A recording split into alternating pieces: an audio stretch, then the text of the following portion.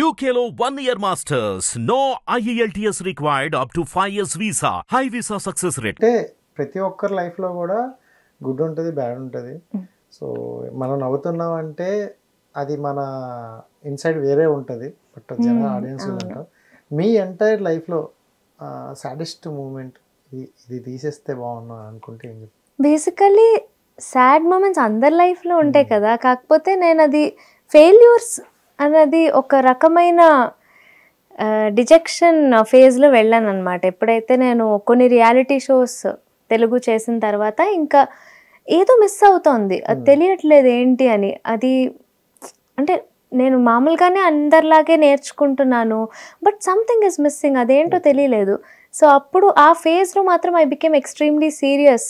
So మార్నింగే లేచి practice చేయడం 5:30కి, అలా 7:30కి కంప్లీట్ చేసుకొని కాలేజ్కి వెళ్ళడం. సో ఆ ఫేజ్లోని నేను చాలా depression is a very big word, కొంచెం సాడ్ అయ్యాను, డిస్టర్బ్ అయ్యాను అనమాట. Especially I think after super singer 8 తెలుగులో ఎలిమినేట్ అయిన తర్వాత I understood what mistakes I'm doing. Chitra garu, Keeravani గారు జడ్జెస్ అనమాట ఆ షోకి. సో అప్పుడు ఇలా అంటే నేను చెప్పాను, నాకు నా మిస్టేక్స్ ఏంటో నాకు అర్థమవుతున్నాయి, సో నాకు గెలిచినట్టు అనిపిస్తుంది షో అనేసి. So that is when I think that thinking changed my life. Plus every time నాకు ఫెయిల్యూర్ వచ్చినప్పుడల్లా నాకు మంచి జరిగింది. అంటే సూపర్ సింగర్ తమిళ్ ఎలిమినేట్ అయ్యానా, నెక్స్ట్ వీక్ రెహమాన్ సార్ నా debut in Tamil, Rahman sir స్టూడియోకి వెళ్ళడం జరిగింది. ఇండియన్ ఐడల్ ఎలిమినేట్ అయిన నెక్స్ట్ వీకే అమిత్ త్రివేది సార్కి పాడడం జరిగింది. సో నా లైఫ్లో ఎప్పుడైనా ఒక ఎలిమినేట్ అయితే నాకు మంచి జరుగుతుంది. అలానే ఇంకోటి మర్చిపోయాను, సాడెస్ట్ అంటే ఒక లైఫ్లో ఎవ్వరికి ఇలాంటి జరగదు, చాలా రేర్ మందికే జరుగుతుంది. ఇజ్రాయెల్లోని అటాక్స్ అవుతున్నాయి కదా, అది స్టార్ట్ అయిన రోజు నేను ఇజ్రాయెల్లో ఉన్నాను. ఇజ్రాయెల్లో షో చేయడానికి వెళ్ళాము, ఒక హిందీ కాన్సర్ట్. ఆ ఫెస్టివల్కి సుకోత్ ఫెస్టివల్ అనేసి వాళ్ళు చేసుకుంటారు, దానిలో మరాఠీ కమ్యూనిటీ వాళ్ళ కోసం పాడడం కోసం వెళ్ళి అక్కడ మేము ఇరుక్కున్నాం. పొద్దున్న 6కి లేవగానే పెద్ద బాంబు పడింది అనమాట అక్కడ. నాకేం అర్థం అవ్వలేదు అసలు ఏమవుతుంది అని. సో అప్పుడు మేము తీసుకున్న మంచి డెసిషన్ ఏంటంటే, లాస్ట్ ఆపరేటింగ్ ఫ్లైట్ మాది ఒక ఇస్తాన్బుల్ ద్వారా ఒక ఫ్లైట్ అనమాట, అది తీసుకొని లక్కీగా మేము ఇండియా చేరడం జరిగింది. వచ్చిన నెక్స్ట్ 2 డేస్కి మా హోటల్ పేలిపోయింది, ఆ నెక్స్ట్ 2 డేస్కి ఎయిర్పోర్ట్ కూడా పేలిపోయింది. సో ఇంకా అది ఆ టైంలో మా పేరెంట్స్, మా సిస్టర్ వాళ్ళు పడిన అది ఆ టెన్షన్ మాత్రం నాకు ఇప్పటికీ చాలా భయం వేస్తుంది అనమాట. చాలామంది గుడ్ విషెస్ పంపించారు ఇలా నేను పెట్టిన వెంటనే, ఇన్స్టాగ్రామ్లో పెట్టిన వెంటనే. సో అది ఒక దాని తర్వాత ట్రామటైజ్ అయిపోయాను నేను. ఇంకెక్కడైనా సైరన్ సౌండ్ వినిపించిందంటే నాకు టెన్షన్ వచ్చేసేది, ఫీవర్ వచ్చింది. దాని తర్వాత కరెక్ట్గా విద్యాసాగర్ సార్ షో మలేషియాలో, అప్పుడు ఫుల్ ఇలా వణికిపోయాను అనమాట. సింగర్స్ అందరూ, శ్వేతా మోహన్ మ్యామ్, మధు బాలకృష్ణన్ సార్ అందరూ ఏం లేదు బాగా నార్మల్ అయిపోతావు అని చెప్పారు. అది that was a very tough face. చాలా అంటే ఊహించుకుంటుంటే కొంచెం భయంగా ఉంది. 2 డేస్లో అదే రోజు ఇంకో 2 డేస్లో ఎయిర్పోర్ట్ కూడా రావడానికి అసలు మేము ఇంకా అనుకున్నా ఉండిపోయి అది తగ్గాక వద్దామని, ఇప్పటిదాకా నడుస్తున్నాయి. సో అది ఒక చాలా భయంకరమైన ఒక ఇన్సిడెంట్. సో దీన్ని మార్చడానికి ఇంకోటి అడుగుతా, అంటే మొత్తం ఎంటైర్ జర్నీలో సో హ్యాపీయెస్ట్ మూమెంట్ అంటే? హ్యాపీయెస్ట్ మూమెంట్స్ నేను ఒకటి నమ్ముతాను, దేవుడు ఎప్పుడూ నాకు చాలా చాలా ఇస్తూనే ఉంటాడు. I'm very grateful to God. ఎందుకంటే నాకు రెహమాన్ సార్కి నా డెబ్యూ ఫస్ట్ సాంగే రెహమాన్ సార్కి పాడడం అనేది నేను కల్లో కూడా ఊహించలేదు. సో అది నాకు ఇప్పటికీ చిల్స్ వస్తాయన్నమాట, అది నిజంగా జరిగింది అని. ఆ తర్వాత I went on to sing 10 songs.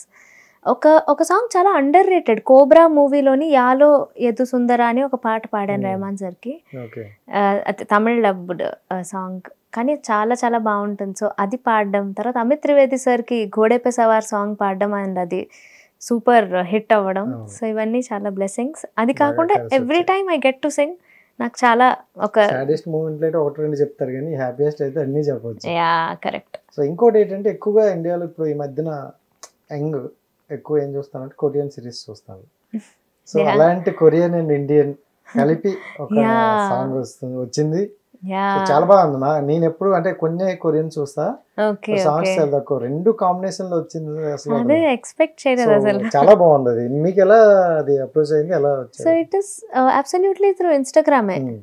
అది నా పోస్ట్ చూసి వాళ్ళు అప్రోచ్ అయ్యారు. ఇలాగ ఒక అంటే ఔరా అన్న ఆర్టిస్ట్ అన్ని స్టేట్స్ వాళ్ళతోని కొలాబరేట్ అవుతున్నారు. సో మన సౌత్ ఇండియాకి వచ్చేసరికి ఎవరితో కొలాబరేట్ అవుదామా అని ఆలోచించినప్పుడు they found my profile interesting. So they approached. అలాగే మేము కూడా ఎస్ చెప్పడం తర్వాత ఏ సాంగ్ సెలెక్ట్ చేసుకుందాం అనేసి వాళ్ళే డిస్కషన్ పెట్టి ఒక మలయాళం సాంగ్ చూస్ చేశాను. నాకు తమిళ్ వచ్చు, కన్నడ మేనేజ్ చేస్తాను, Telugu mother tongue, but Malayalam first time వచ్చింది అనమాట. సో ఓకే ఇంట్రెస్టింగ్, నేను కూడా నేర్చుకోవచ్చు కదా అని చెప్పేసి I learned and we did that song. And first ever Indian Korean collaboration చేసిన ఒక కే డ్రామా రిలీజ్ అయింది, దానిలో ఈ సాంగ్ ఫీచర్ అయింది అనమాట. అవునా? ఓకే. తోల్వి ఎందన్నరియత తల తర్తనరియత കാവലം ചുണ്ടാനിത ജയിച്ചു വന്നു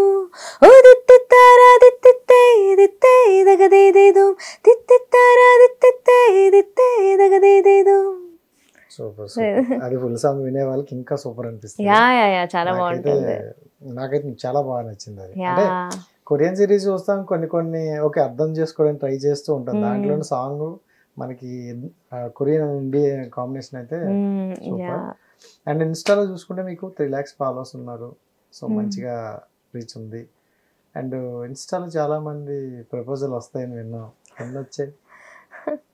అది వస్తూనే ఉంటాయి, అమ్మాయిలకే వస్తూ ఉంటాయి కదా. వదిలేస్తారా?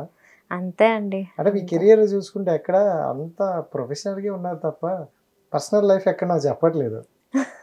చెప్పడానికి ఏమైనా ఉండాలి కదా. So any love stories? లేదండి, అలా లేదు ప్రస్తుతం. అంటే కెరియర్ లో ఇంత బిజీగా ఉండి ఇంకా ప్రొఫెషన్ ఇది ఉన్నప్పుడు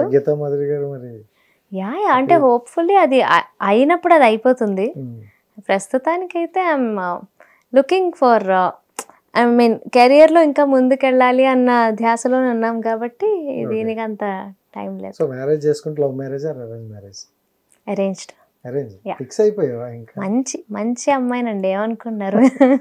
అలా అని కాదు, అంటే అంత చేసే ఓపిక తీరిక ఏమీ లేదు.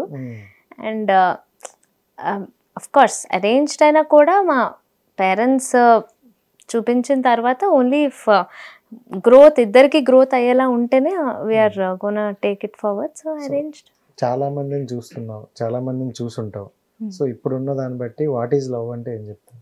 అమ్మో, ఇలాంటి క్వశ్చన్లా. వాట్ ఈస్ లవ్ అంటే అది for me love is understanding. And మన కొన్ని విషయాలు మనం చెప్పలేం, బట్ అవతల వాళ్ళు అర్థం చేసుకోవాలి అని ఎక్స్పెక్ట్ చేస్తాం కదా. సో అంత బ్యాలెన్స్లో ఉండేది అది ఆటోమేటిక్గా ఫామ్ అయిపోతుంది అప్పుడు లవ్. ఐ కాంట్ అంతలా అడిగితే నాకు తెలియదండి. పాటల్లో ఉన్నవి ఏమైనా కావాలిస్తే చెప్తాను మీకు.